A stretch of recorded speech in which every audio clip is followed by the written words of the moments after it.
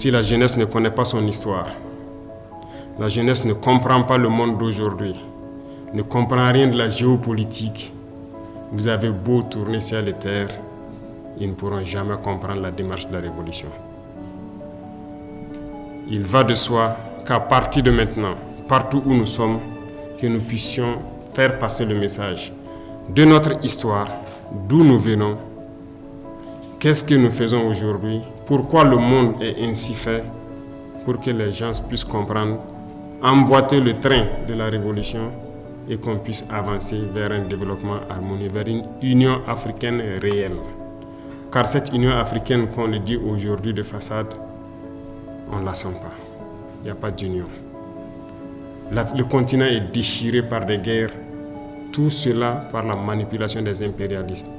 Ils ne veulent que nous voir déchirés, nous entretuer pendant qu'on pille nos richesses. Mais il faut que le message passe. Il faut conscientiser. Il ne faut jamais s'arrêter de parler.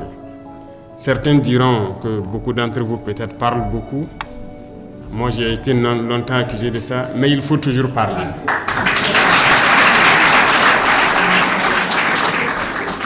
J'ai rencontré une fois le président vénézuélien.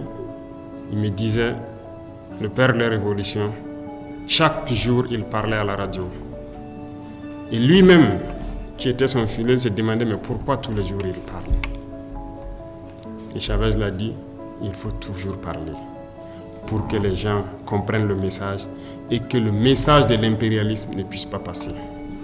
Aujourd'hui, plus que jamais, lui l'a compris et il était venu juste pour m'encourager de continuer à parler. Pendant que sur le continent, nos frères peut-être qui n'ont encore rien compris, nous disent qu'on parle trop.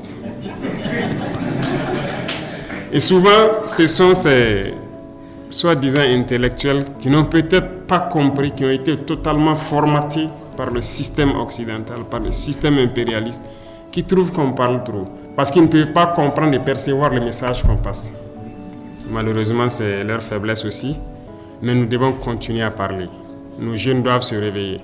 Tout de suite, avant de venir ici, je suis allé encourager une jeune dame qui a été combattue dans le temps, quand elle a essayé de transformer notre coton en produit coton hydrophile médical qui est utilisé et tout.